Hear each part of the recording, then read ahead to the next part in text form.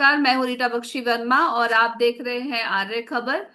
हमारे साथ जुड़े हैं राजेश शांडिल्य जी। ये विश्व संवाद केंद्र के संपादक हैं। तो राजेश जी, हेगड़ेवार से मोहन भागवत तक संघ के 100 साल के सफर को आप कैसे देखते हैं? देखिए रीटा जी, देश में जो भी संघ से जुड़े हैं और जो संघ के समविचारी हैं, उनमें एक अलग तरीके का उत्साह है कि एक संगठन का 100 वर्ष की यात्रा पूरा करना अपने आप में एक इतिहास होता है। और जब उसमें उपलब्धियों का एक बहुत बड़ा, एक जिसे कह सकते हैं कि ढांचागत कह दीजिए, संगठन की दृष्टि से कह दीजिए आप, और अनेक उपलब्धियों का कह दीजिए, बहुत बड़ा पिटारा है संघ के पास आज। संघ से जुड़े जो लोग हैं वो उन्हें एक संतुष्टि है कि जिस एक लक्ष्य को लेकर संघ चला था, मात्र 17 सदस्यों के साथ, उनका एक लंबी यात्रा के साथ देश दुनिया में आज संघ जो है वो दुनिया का सबसे बड़ा सांस्कृतिक सामाजिक संगठन है, जिसमें आप ये देखिए वो हर क्षेत्र में काम कर रहा है। समाज सेवा के क्षेत्र में काम कर रहा है आज। यदि शिक्षा के क्षेत्र में कहेंगे तो आप उसमें कर, जागरूकता के क्षेत्र में स्वयं सेवक आज हर जगह आपको अलग अलग आयाम में, अलग अलग क्षेत्रों में, संस्कृति के लिए, सेवा के क्षेत्र में वो जुड़े मिलेंगे आप।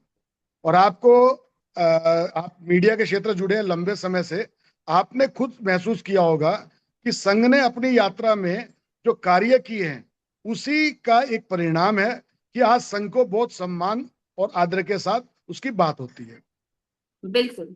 क्योंकि जब भी राष्ट्र पे संकट आया है, संघ सामने आया है। तो उसके योगदान के बारे में आप बताइए। देखिए, राष्ट्र के सामने मेरे हिसाब से सबसे बड़ा संकट जब आया था, जब भारत का विभाजन हुआ। भारत के विभाजन के साथ ऐसा कई बार ये बात आती है कि संघ की भूमिका आजादी के आंदोलन में कैसे, उस पर कई बार सवाल भी उठ जाते हैं। संघ जिस समय 2025 में, आप सब जानते हैं कि 2025 में, 1925 में, सॉरी, 1925 1925। में, हाँ, आज से 100 साल पहले संघ की यात्रा शुरू हुई। और उस समय से जब और देश आजाद हुआ 1947 में, आपको उतने कम समय में संघ के पास जितना उनका एक स्ट्रक्चर था, जितनी उनके मैन पावर थी, उन्होंने अपने स्तर पे जहां उनकी उपयोगिता थी, उन्होंने उस स्तर पे काम किया, राष्ट्र की बात भी की और जो वो कर सकते थे किया। लेकिन उनके संघ ने जो सबसे बड़े सेवा कार्य किया वो विभाजन के समय किया।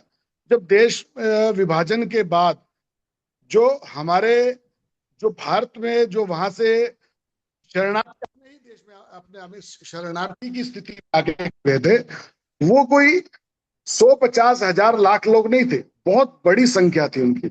उनके लिए सबसे बड़ी समस्या ये थी कि उनके सिर पर छत नहीं थी, खाने के लिए उनके पास भोजन नहीं था, पहनने को उनके पास कपड़े नहीं थे। ऐसे में प्रति व्यक्ति, और देश भी कोई इतनी संपन्न स्थिति जो आज आप देख रहे हैं उसमें नहीं था। लोग खुद क्योंकि लंबी दास्ता के बाद भारत आजादी के राह पे आया था, और आजादी मिलते ही उसने एक इतनी बड़ी त्रासदी झेली विभाजन के रूप में।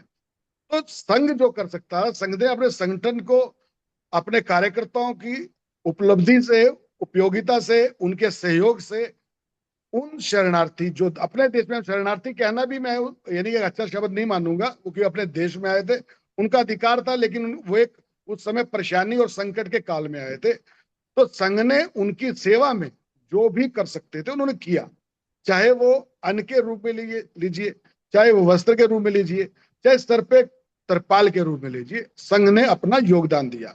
उसके बाद आप जानते हैं, देश में लगातार इस विभाजन की विभीषिका के बाद जो सबसे बड़ी त्रासदी देखी जा सकती है, वो आपदाएं भी हैं और हमारे पर ऊपर थोपे गए युद्ध भी हैं। युद्ध के समय में, चाहे वो 62 का युद्ध था, चाहे वो 65 का युद्ध था, उसके बाद के जो भी युद्ध हैं, अभी ऑपरेशन सिंदूर के दौरान भी कहेंगे, संघ ने अपना योगदान दिया। और उस योगदान को तत्कालीन, जो आज कांग्रेस में भी कई लोग संघ को एक अछूत की नजर से देखने की बात करते हैं और जो सवाल उठाते हैं, उन्हीं उसी कांग्रेस के जो तत्कालीन प्रधानमंत्री हैं, उन्होंने उन गणतंत्र दिवस पे, एक हमारे राष्ट्रीय पर्व पे, उनको आमंत्रित किया और वो उस पर शामिल हो गए। ये इतिहास में दर्ज है, जिसका हमें अभी देश के प्रधानमंत्री जी ने अपने संबोधन में जिक्र भी किया है। जी। बिल्कुल। तो ये तो बात मानने वाली है कि आरएसएस ने लंबे समय तक ही काम किया है, तभी इतने लोग जो हैं जुड़े हुए हैं जी। संघ के साथ में। लेकिन एक अगर आम आदमी के लिए एक सरल भाषा में पूछूं तो संघ की अवधारणा या संघ क्या है, और दूसरी बात ये कि ये चंदा भी नहीं लेते हैं। जी। संघ, देखिए, संघ में हर व्यक्ति अपने निजी स्रोत से जुड़ा हुआ है। कोई ये नहीं कि ना उसको संघ से कोई उम्मीद है कि मुझे कुछ संघ देगा। वो संघ स्वयं में अपने संघ मानता है, और वो संघ के साथ संघ चलता है।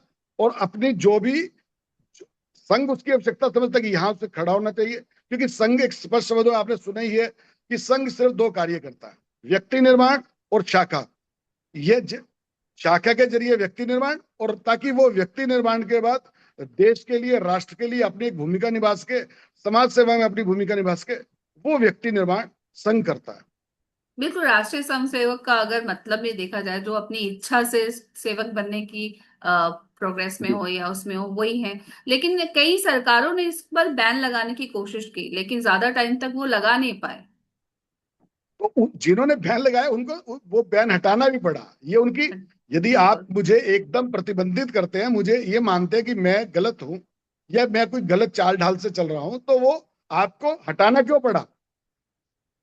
आज वही बिल्कुल। संघ, आज हमारे देश के राष्ट्रपति हैं, प्रधानमंत्री हैं, जो यहाँ तक कि जो कांग्रेस द्वारा जो ये कह सकते हैं, आप जानते हैं प्रणब मुखर्जी ने पूरा जीवन राष्ट्र कांग्रेस के साथ बिताया, वो उन्होंने भी बिल्कुल। संघ की सराहना की।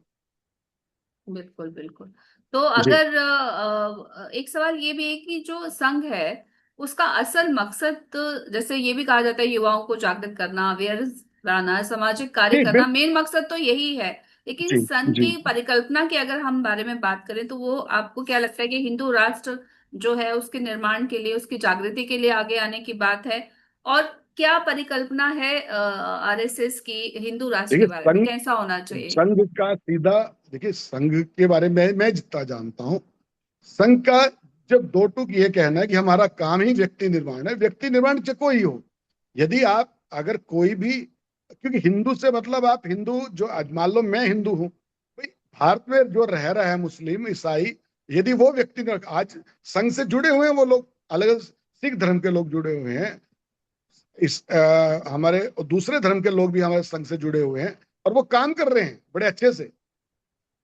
अब बिल्कुल। आज जो संघ युवाओं को या समाज को प्रेरित कर रहा है कि अब कुटुंब प्रबोधन की बात हो रही है, परिवार जो टूट रहे हैं पाश्चात्य संस्कृति के प्रभाव में, या एक आधुनिक जीवन शैली के, हर व्यक्ति ये चाहता है कि मैं अकेला रहूं, आजादी से रहूं, लेकिन कुटुंब कहाँ रहेगा? कुटुंब उसमें है ही नहीं। जबकि हमारी सबसे बड़ी ताकत हमारा परिवार है।